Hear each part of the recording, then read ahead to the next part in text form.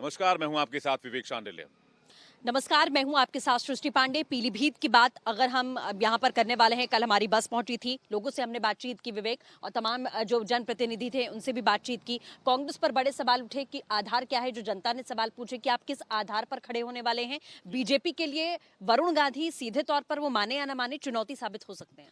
बिल्कुल, वरुण गांधी एक बड़ी चुनौती है अगर हम पीलीभीत की बात करते हैं। और पीलीभीत में लेकिन मुख्य रूप से जो 2-3 बातें निकलकर सामने आई, उसमें से सबसे बड़ी बात ये थी जो बीजेपी के फेवर की अगर मैं बात करूं, अगर जो कि सत्ता पक्ष में और सरकार के पक्ष में क्या बातें जाती दिख रही हैं, उसमें अगर 2-3 बड़ी बातें अगर देखें तो एक विकास का मुद्दा था।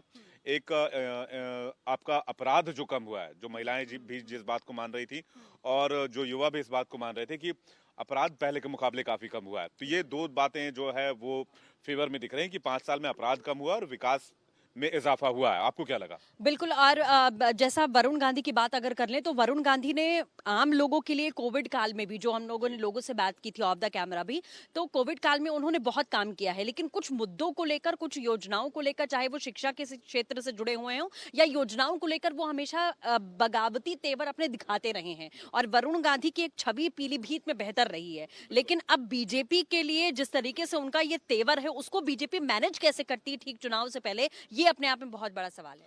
बिल्कुल, ये देखने वाली बात होगी। आप सही कह रहे हैं कि वरुण गांधी का फैक्टर जो है वो बीजेपी उसे कैसे हैंडल करती है। विपक्षी दलों की बात करें अगर सृष्टि, तो एसपी बीएसपी के लिए पीलीभीत बहुत ज्यादा नया नहीं है तो बहुत ज्यादा पुराना भी नहीं है। 2017 के बाद चारों सीटें बीजेपी के पास है, 4 सीटें पीलीभीत में आती हैं। उससे पहले एसपी बीएसपी बीजेपी का मिला जुला प्रभाव रहा है। हालांकि वरुण गांधी का दबदबा है, जैसा कि बताती हैं सृष्टि, वहां पर लोग जानते हैं उन्हें और वो लोगों के लिए काम करने के लिए जाने जाते हैं। एसपी बीएसपी और कांग्रेस की बात करें तो तीनों के लिए चुनौती बहुत ज्यादा है।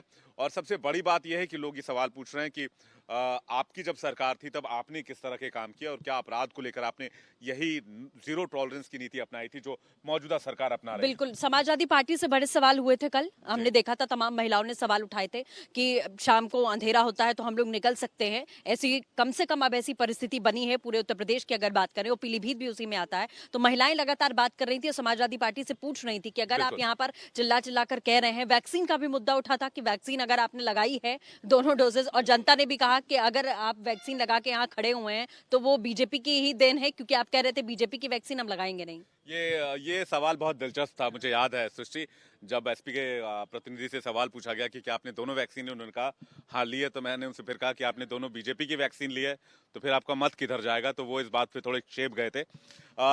मुझे लगता है लेकिन मामला इस बार थोड़ा सा कॉन्टेस्ट में रहने वाला है। पीलीभीत का मुकाबला इतना आसान नहीं होगा, कॉन्टेस्ट में रहेगा। दिलचस्प चुनावी मुकाबला होने वाला है पीलीभीत में। बीजेपी के लिए चुनौती ये है कि वो चारों सीटें रिटेन करे। बिल्कुल। और कांग्रेस की भी अगर बात कर लें, क्योंकि कंपटीशन हमें दोनों तरफ से, जनता के बीच में भी हमने देखा तो समाजवादी पार्टी और बीजेपी को लेकर था। कांग्रेस पार्टी का अस्तित्व ही नहीं है। कांग्रेस बिल्कुल। पार्टी के बारे में जिक्र ही जनता ने नहीं किया कि कांग्रेस पार्टी स्टैंड भी करती है। आम आदमी पार्टी के भी प्रतिनिधि हमारे साथ थे, वो फ्री वाले मुद्दे पर ही बैटिंग कर रहे हैं। बिल्कुल। और कांग्रेस के साथ साथ बीएसपी की बात करना भी बहुत बहुत जरूरी है। बीएसपी के जो प्रतिनिधि हैं वो लेट से आए थे, लेकिन बीएसपी भी इस बार के चुनाव में बहुत ज्यादा एग्रेसिव नजर नहीं आ रही। मैदान पर हम देख रहे हैं लोगों के बीच भी बीएसपी बहुत ज्यादा एग्रेसिव नहीं है। हालांकि बीएसपी के जो प्रतिनिधि आते हैं वो ये जरूर कहते हैं कि हम सभी सीटें जीतेंगे और हम सारी सीटें वापस लेकर आएंगे और एक बार फिर से हमारी सरकार बनेगी। जो दावे होते हैं आम नेताओं के, इसमें कोई दो राय नहीं है। लेकिन जमीनी हकीकत बीएसपी को लेकर बहुत अच्छी नहीं है। बीएसपी ग्राउंड पर बहुत कम नजर आ रही है, जो बाकी दलों के लिए मुझे लगता है चिंता की बात नहीं, लेकिन बीएसपी के लिए बहुत चिंता की बात है।